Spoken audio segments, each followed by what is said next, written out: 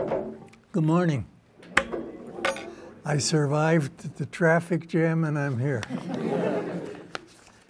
My name is Kurt Metzl, and I've been, for the last 50 years, I've been a pediatrician in Kansas City, and I raised my family in Kansas City. They're all Chiefs fans. Just want you to know that. Honesty up front.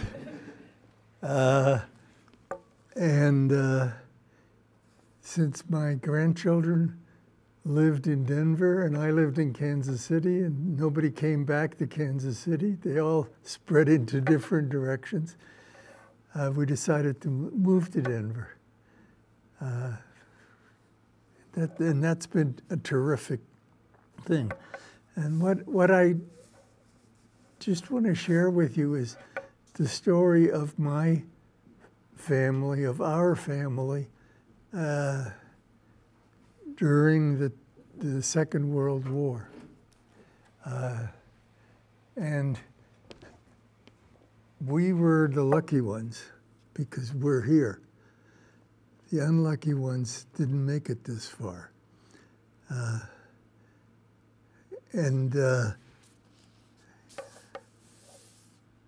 Before the war, my family lived in Austria. Austria was in the decline of the Habsburg Empire, became a republic after the First World War, lost almost everything. Before the First World War, Austria was a good place for Jewish people to live because there was a lot of freedom that wasn't available in other countries, and livelihoods, and they could work. There was probably the usual amount of anti-Semitism as we see on rise now here in the States, but it was a pretty good place to live. My father was born and lived with his parents in a little town called St. Leonard, which is in the state of Lower Austria. My mother was born and raised in a town, in a little village in the state of Burgenland. They're probably 150 miles apart. My father was a horse dealer, not stealer, and which was a good business because horses were the main transportation of the time. But it was declining because there was something called a car that came in there, and people thought a car might be better. My mother was from Burgenland. Burgenland was one of the most Jewishly religious places in the world at the time. There was a lot of learning going on. There was a lot of really religious things going on. My parents lived in a little village, and my grandmother and her kids were the village bakers. And so that was their business. They stayed in this village, and on Saturdays they went to services. The synagogue was in a village that was about an hour's walk through the woods to get to, and so they did that on Saturday, and they grew up very religiously. My father's family was in a part of Austria where religion was not as important and so they were more secular. So yeah, I was born in 1935, and I've seen pictures of myself. I was a cute kid, and nothing was happening. Between 1918 and 1938, in Austria, as well as in most European countries, there was unrest.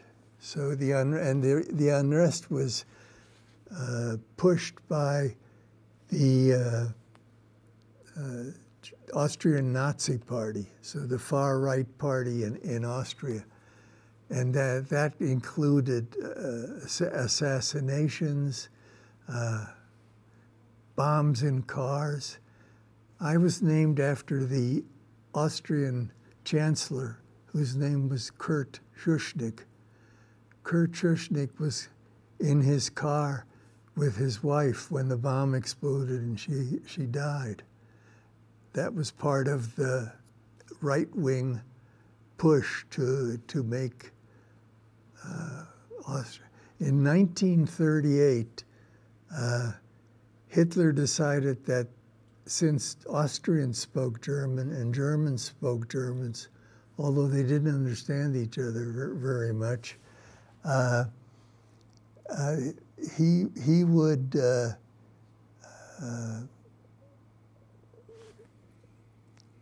just amalgamate Austria into Germany. The word for that was Anschluss, or put it together. The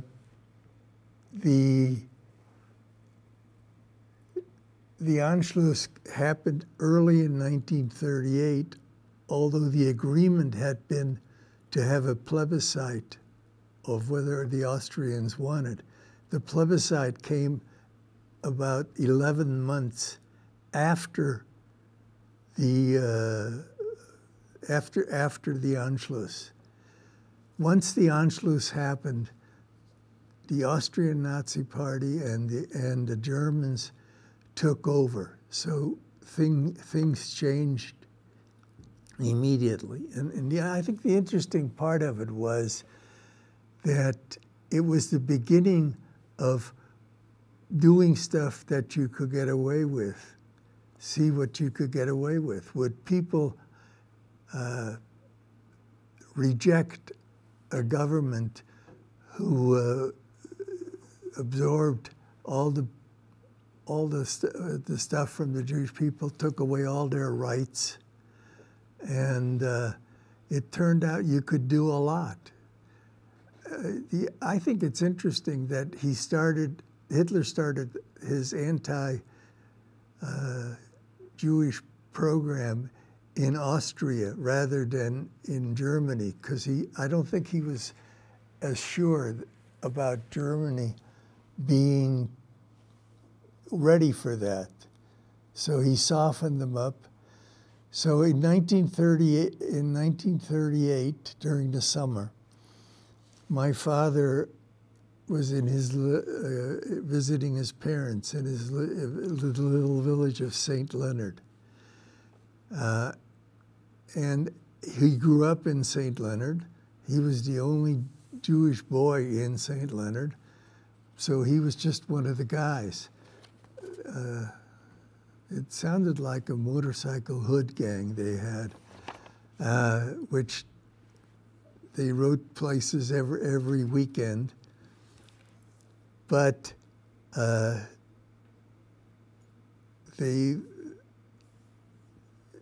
one of them came over to my dad in 1938 in the summer and said, "Hey, this is gonna, we're buddies, and I'm gonna tell you this. This is gonna be a lot worse than you think. You should get out of Austria, and you should take your parents out of Austria." So my dad went to his parents, and they said what everybody would say. And, you know, they were old in my eyes, because we talked to him about being old, They were probably in their 50s when this happened. And they said, no, we're old, we can't go, but you go because you're young and you have a child. And he couldn't talk him into it, although there was really no place to go. My father went to all the available embassies to find a visa to get out of Austria, and nobody wanted, especially Switzerland had closed its borders. They had all the refugees they wanted to handle. It's like what's happening in Texas. So my father looked at how he could get to Switzerland. Now, things were still pretty easy. Like you could go on a train and nobody would bother you. So he took a train to the northern part, to a place where Austria, Switzerland, and Germany came together around a lake called Bodensee, which is at the northern tip of Switzerland. The other part of Switzerland that was interesting for that is Switzerland is made out of 24 cantons or states that came together in 1291, and they're, even though it's small, and they speak 3 languages, either French, Italian, or German. They pretty well held together. So they closed their border. There was no way to get into Switzerland. There was no way to find a visa. The United States Embassy, which he went to apply to, told him it would probably be 8 years before his number came up. So he took a train from where he lived in the middle of Austria to where this area where Germany, Switzerland, and Austria came together. And that's around a lake called Bodensee. So he was in Bodensee, took a boat, a ferry from the Austrian side to the German side, got off on the German side, was met by police who asked immediately for his, because he was now had gone from Austria to Germany, asked for his papers, took all his money, beat him a little, and said, we're going to drop you off on the Swiss border, and if you come back, you go to Dachau. Dachau was the first concentration camp that was established in Germany. So he was in Switzerland, and Switzerland had guards about every 50 yards to make sure that nobody came in. So the way you get into is in the middle of the night, crawling on your belly and hoping nobody sees you, which is what happened. And he was in Switzerland, and he went in probably 3 miles from the border, and there was a wheat field. He went into the wheat field and was there for 24 hours. And the reason that's important is because if the Swiss guards or the Swiss Border Patrol catches you as you come across, they just turn you back. you have no rights in Switzerland. If you've been in Switzerland longer than 24 hours, then you have the legal rights. So they'll still push you back, but legally, they have to give you a legal process, and that takes a while. And during that while, he talked his way into that he couldn't go back because it was by threat of death. And so he got to stay in Switzerland. And my mother and I was 3.5, were in the little village where my grandmother was a baker. And that was in the middle of 1938. So before even the New York Times knew things were going to get bad. But things got bad. So these people, my grandparents, my grandfather had died of a ruptured appendix in 1933. So my grandmother, who was probably the strongest member in her family, had 5 kids who used to run the bakery with her. The oldest one was a construction engineer because he was the oldest. He got to go to school and get a degree. Everybody else stayed home and worked and helped to make sure he got his degree. In 1938, the Austrian Germans said all Jews cannot no longer live in any part of Austria. They have to go to a ghetto. Ghetto being the word which was started in Italy and that ghetto was an area in Vienna that was occupied mostly Jewish people lived and were doing their business there. But then they put my grandmother and I said, you guys, to her kids, you guys get out of here. And they found ways to get out of here, except for one of her daughters who stayed with her. My mother and I were with her when we went to Vienna.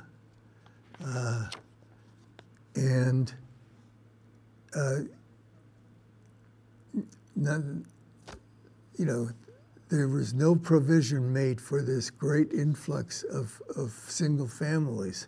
So my mother's family had relatives of my grandmother's that lived in Vienna, and they took us in, and that was it.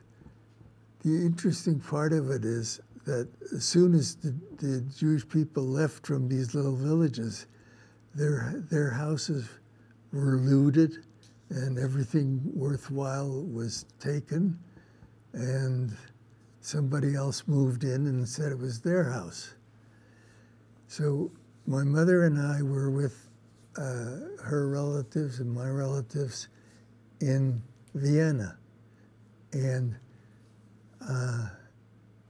my father, they wrote back and forth. So this is the middle of 38.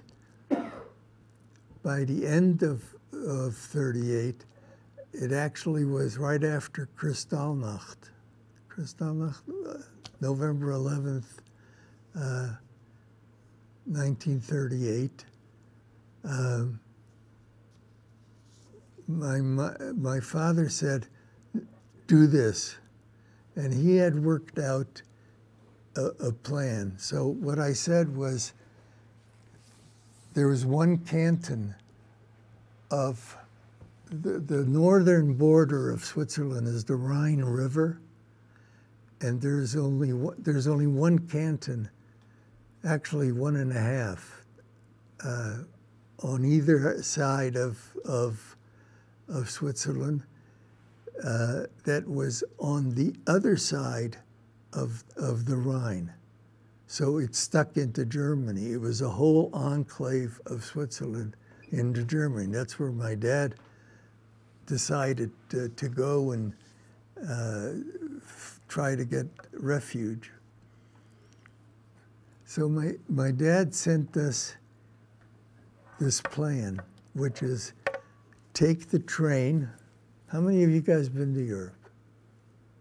Okay. So take the train from Vienna to Munich. Munich being, and you could do that pretty well because there was no border after the Anschluss. And take a train.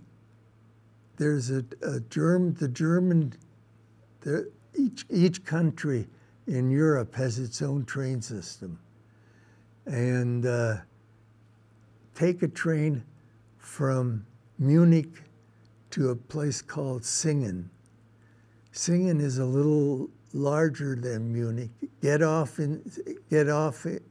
it's smaller than Munich. Get off in Singen and wait around for a while. Then buy a ticket from Singen to a place called Amstetten. So to go from Singen to Amstetten, the German train went through Switzerland and stopped in a place called Schaffhausen, which is the city that's on that side of the Rhine River. And I don't know how clear the instructions were for him to come on how she was to do that. But the train stopped, and because the train stopped in a foreign country, a German train in Switzerland, there was passport control as you walked, as the train stopped. And so it was a longer stop than a train would normally make. Now, European trains in those days had a toilet which you couldn't use while you were in the station because it was just a pipe that went right down to the railroad track. So next time you walk on a railroad track in Europe, be careful. I think they still have that. And so what she did was take one bag, presumably with what she needed for me, go downstairs. There was a guard rail with a guard to go from Germany to Switzerland, essentially, and tell him that I had to go to the bathroom. Can't go in the bathroom. The bathrooms are locked in the station. And, you know, what do you do with a 3.5-year-old kid who has to go? So the guard waved her through, and she just kept walking. Now, my dad watched this from maybe a couple of blocks away and then sent an acquaintance. My mother just kept walking, and somebody came up behind her and said, "Frau Metzl." She turned around, got pale, and fainted. It's a good way to do. But we were in Switzerland, and the next day we had to go to there's a division of the Swiss police called foreign police. They take care of any foreign. So you had to go to the foreign police and get recorded. and that you were there. And the interesting part of it was that I don't remember any of this, but they had provided a home. It was like a hotel in the woods, which they took over, and they put these refugees into the hotel to process into this area to process them.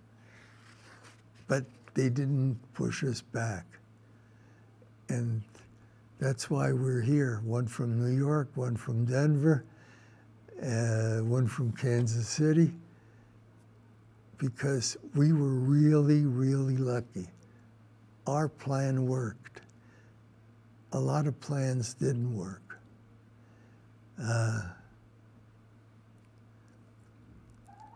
And so that was it. So I grew up in Schaffhausen. I thought I was Swiss because I went to school. In that school, I was the only Jewish boy and the only redhead. I couldn't get away with anything because I was easily identifiable.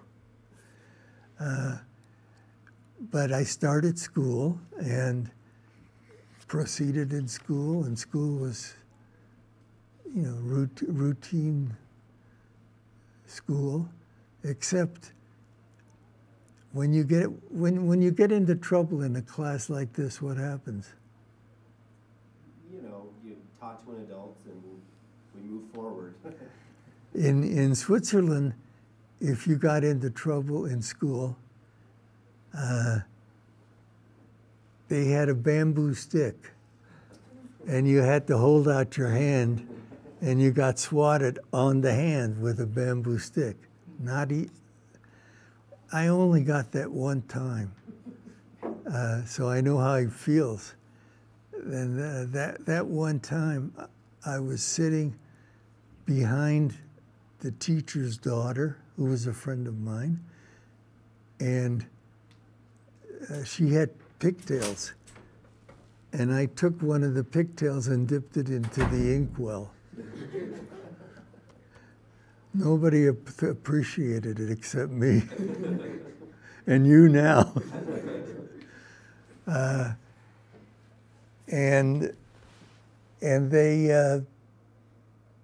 I got it hurt, and I never did that again, but it's a memory. And the Swiss schools, the German part of Switzerland was split like the South. There were people who were really pro-Swiss, but there were also pro-Germans. And the one thing I remember, because I was about 9 years old, was August 1st is the Swiss National Independence Day. And it's celebrated in the usual way with beers and shots in the air. And there was a photographer who had a studio, and in his window he had a big picture of Hitler. And one of the Swiss have uniform military service. So everybody goes in and everybody has their gun at home. One of these guys went home, got his gun, and shot out the window. And they had to have a show trial to show how bad that was. But he was a hero after the war. So we were there, and we were lucky to be able to be there. Now, the Swiss didn't allow anybody to work because they thought that would harm their economy. So our livelihood depended on what is now called Federation. It's Jewish Aid Society, who sent money every month so that we wouldn't starve. So you couldn't work, so you couldn't earn anything. Luckily, my mother, who was very ambitious, found a farmer who put her to work illegally, and he paid her in food rather than in money, and the food was heavily rationed, and that was appreciated. So in 1944, there was, we used to hear the airplanes going over to bomb Germany. In 1944, there was, on Saturday mornings, went to school on Saturday mornings, the teacher usually read part of a story, a continuing serial story. And the alarm went off that there were planes coming. And she said, well, do you want to stay here and listen to the story, or shall we go to the shelter? And we all said, no, no, we'll stay here. Nothing happens in Switzerland. Well, that day, there was an accident, and the American bombs that went over hit Schaffhausen rather than Germany, which was really scary. Once the bombs started dropping and exploding, in a funny way, what happened is they got the railroad station and the factory that produced ammunition for the Germans and the factory that produced cars for the Germans. Those were three of the targets, just accidental, but good for America. So they dismissed school. The problem was it wasn't like you could call the parents and say, come pick them up, it's early dismissal. So they just sent us out and found our way home, and our parents were happy that we were there. But it was really scary to be that close to see it happening.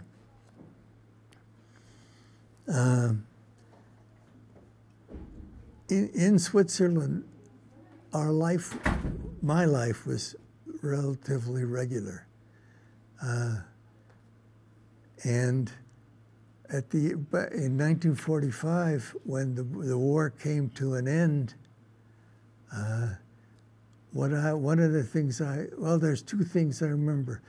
We used to go swimming in the Rhine. Before the Rhine, there's a swimming pool that's built into the Rhine. But the Rhine is an alpine stream, and it's very cold until June or July. But that was much too late for those of us who were hellraisers. And so we'd go in May, which made it probably around 15 degrees centigrade, pretty cold water. But it was fun. And one of the jobs, there was a vineyard that went up to a castle in the city that we were in. And every year you could get a job for they needed kids because they picked the vineyard, put it in a barrel, and then you had to just stomp on the barrel and make what eventually turned out to be wine. And so we did that, and I have a fond memory of that. In 1945, my father went back to this. Well, we've been in touch with the Swiss consulate, with the American consulate, which was in Zurich. Zurich was 50 miles from Schaffhausen on a direct line. But that direct line went through Germany. And we were always scared that the train would stop in Germany and they would take us off. So we took a train that went in a circuitous route to get to Zurich, but took 3 times as long. but we didn't want to have anything to do with the Germans.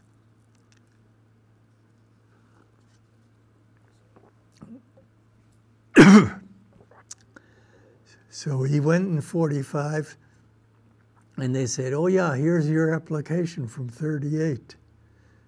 You're about to come due for a visa." So we started planning to go to America, and America was like the only thing I knew about America. There was a German author called Karl May who authored many hundreds Western tales of the United States. So that's one way we knew. The other was with people who had been in the States before the war. And the two things I remember that was New York streets are paved in gold. And don't go to Chicago, it's full of gangsters. Important information. So we got on in December 1947, we got on a train. We went to through Paris. We actually had a layover in Paris, so I got to eat great Parisian food. And then went to London, and from London to Southampton. And the people that arranged those trips was an organization that is still active today. It's called HIAS, Hebrew Immigration Aid Society. But it's called Hebrew Immigration Aid Society, but it helps anybody who's immigrating and is a refugee and needs help. So their part was to arrange the transportation to New York, and from New York, Federation was going to take over and send us. We went to get processed at HIAS, and they said, "Where do you want to go?" And we said, "America." Nobody spoke any English in our family. There was very little German speaking or Yiddish speaking in the people that processed us, but we got through. And one day, and they said, "Well, we send people to different cities to be absorbed. And since you were trader in horses, we picked 3 cities that are famous for dealing in horses." Horses were dead by then anyway. And they said, "You can go to Kansas City, Missouri, Sioux City, Iowa, or Louisville, Kentucky." We hadn't heard of any of that. So my dad turned to me and said, "What do you want to do?" And I said, "Well, Kansas City sounds nice." So we said, "Kansas City." They put us on a train with a tag on saying, "In Chicago, get off the train in Chicago." There would be a helper there who would take us by cab to another station, which was the train to Kansas City. And we did that, and we were very careful in Chicago not to get monstered. We got on the train to Kansas City, and halfway there, my mother was sure they were sending us to the Wild West, because she had never seen so much land without humanity in her life. And she got very agitated. But all of a sudden, we pulled into Kansas City. Turned out to be a really nice city, gorgeous Union Station, a person who met us, who started to process us. So there we were in Kansas City. And I was started in school, and I was started into Hebrew school because I'd never had any. And I was 3 months away from a bar mitzvah, and I had to get on it and learn it, which I did. And then we started making our life there. Now, the first thing that happened, they said to my dad, "There's no job for you in horses because you don't speak any English."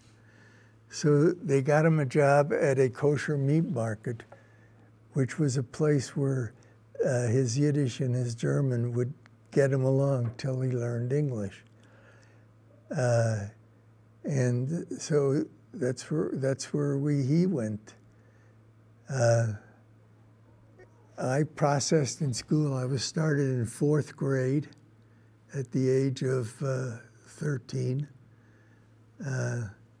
which made me taller, but not speak any better English. And I acquired English. The only thing that I really remember about acquiring how English came was I was walking home with a classmate, and he said, "What do you know?" And I said, "I don't know. I mean, not much." He said, "Well, what does this mean?" Doesn't mean anything in German. But he explained it to me, and then I showed him how that was said in German. So we exchanged valuable information, which has fared me well to this day. I learned everything I needed to know on that walk home from school. What year are you guys? Seniors. So I started in 4th grade in 1948. I graduated from high school in 1952. So as soon as I learned enough English, they pushed me to the next grade. In the high school that I went to,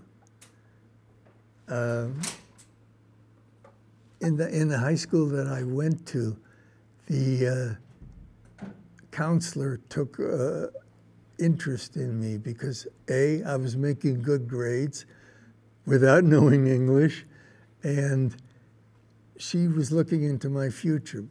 In Kansas City, there's a local scholarship called the Victor Wilson Scholarship, which pays, it's a total scholarship to go to Yale. And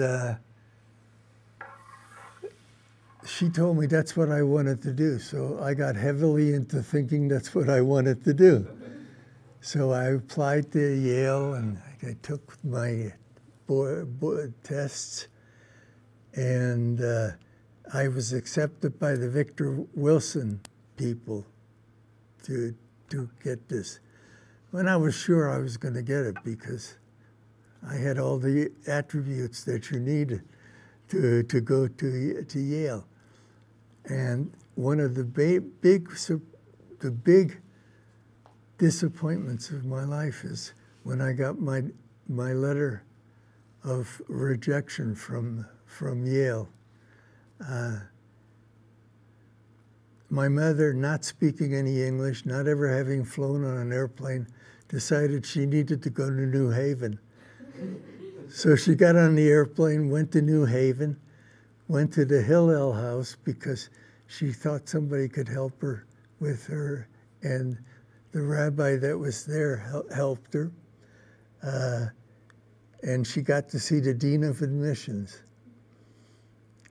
The Dean of Admissions looked at my record and he said, "Well, the reason we didn't take him because we don't think his English is good enough." Now, I had an 800 in German, but they didn't count that. And later on, there was a a Kansas City author whose name is Buddy Trillin, wrote something. One of the books he wrote was The Class of 52, because, and what it was attacking Yale for its restrictive policy, which helped, in the long run, helped me a lot. I realized I couldn't have done well enough to go there no matter what I did. So I had a full scholarship to Washington University. And so I went to Washington University, which was, for me, a terrific decision, because it was much less Ivy League than Yale. And I would have been a real target for becoming a Yaley, which I didn't want, all retrospectively. Sour grapes. But I went to Washington University, and then I went to medical school. I went to New York for my post-medical school training. I did my pediatrics at the Cornell Medical School, which is in New York. And life has turned out really terrific for us. What I want to share with you is that I think my parents protected me from knowledge that maybe I was old enough to absorb. I remember the first time I read about that was in about 1945, towards the end of the war. There was a little yellow book. It's called The Fate of the Jews Under Hitler. And it listed maybe 25 of the worst concentration camps. Do you have any idea how many concentration camps there were in Germany? Give me a guess. 4,400. There was no way to escape that dragnet if you were caught in it. So I went there. I met my wife there. We have 4 sons, 2 of whom are here. The other 2 are on their way here because it's Passover, and they're coming in for the Seders. And we were, every day I think of how lucky we were to be here. How many people just like me ended up without any future. It was exemplified, and I'll end with this and leave it open for questions. When Josh got engaged to my daughter-in-law, Allie, it happened in Vail. They ran up to Lion's Head, and he got engaged at Lion's Head. Unbeknownst to him, we were there. He knew we were there. I arranged for Allie's parents to be there too, so when they got off the gondola at the bottom after being engaged, her parents and my parents were, her parents were there, we were there, and it was really a wonderful thing. And the next morning we took the Booth Trail. I don't know why they took me to the north side. The south side is much easier. We took the Booth Trail and hiked up, and I stopped maybe 3/4 of the way up, and I looked down at the Vail Valley, and I looked how beautiful it was. I'm gonna cry. How beautiful it was, and how lucky we were to be here. And the only thing that came out of me as I looked into the valley and I had these 6 people around me. I said, "Up yours, Adolf Hitler."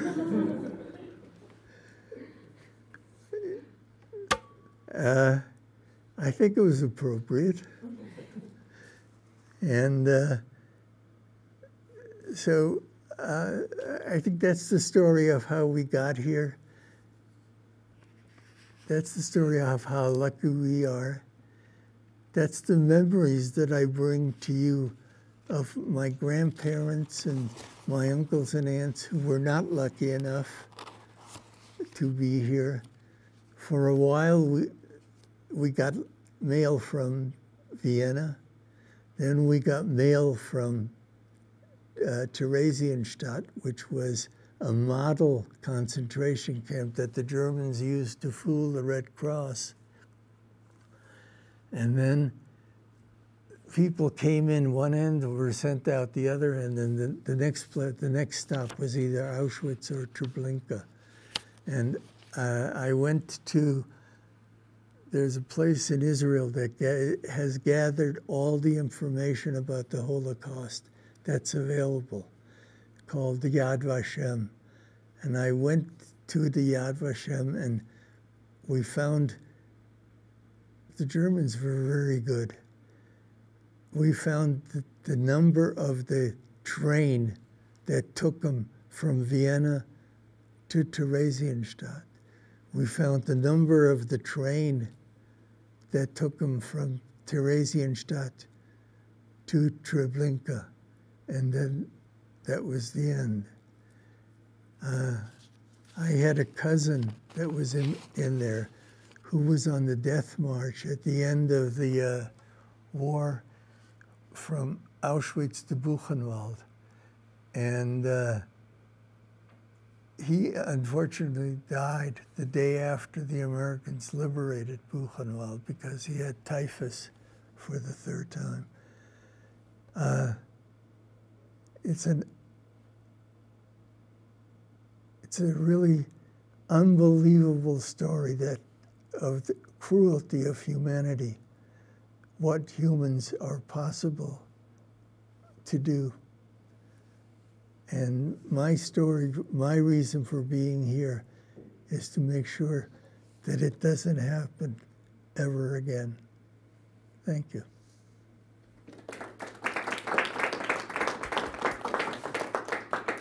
We've got about, thank you, first of all, we've only got about 5 minutes before class ends. And I didn't know if anyone had a very prudent question that they would want to ask. Yeah, Davis. You said that your parents lived, before they met, like 150 miles or something apart. How did they meet? Great question. It was important for Jewish people to marry Jewish people. It was really hard in those days, even if you wanted to marry a non-Jewish person, it was really difficult. And so there was a group of people who had a business. In Yiddish, the word is shadchan. In English, the word is marriage broker. So they would go from village, and most of these villages had maybe 1 or 2 Jewish families. And they would go from one village to the next and try to put marriages together. It was important because as part of the economy, women came with a dowry from their family. Men came with debt and needed a dowry. It's one of the moving things. But that's how it was. So I imagine this lady came and said, I have a boy here and then a girl here, and they met, and then the next thing is I was here. Is there another question while we've got a moment that you want to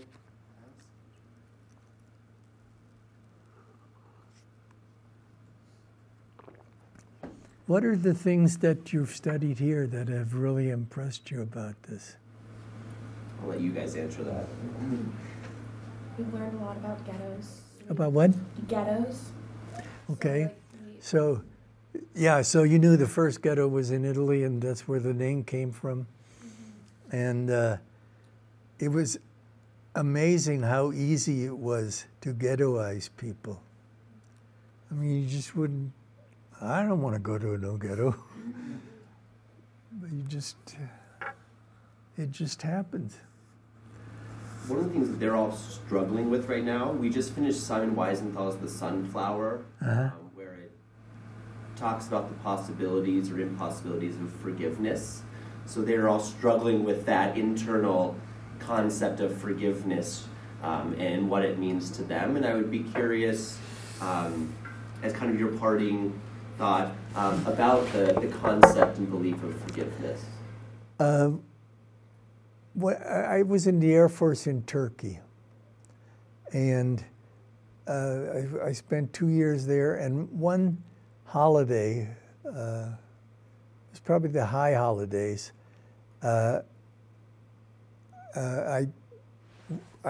we went to Israel. So this was when Israel was a small and struggling country in 1964. And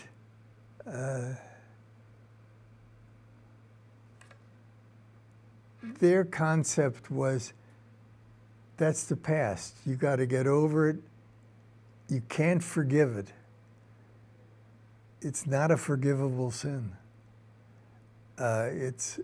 You can try to understand how people get into it, but it's not forgivable.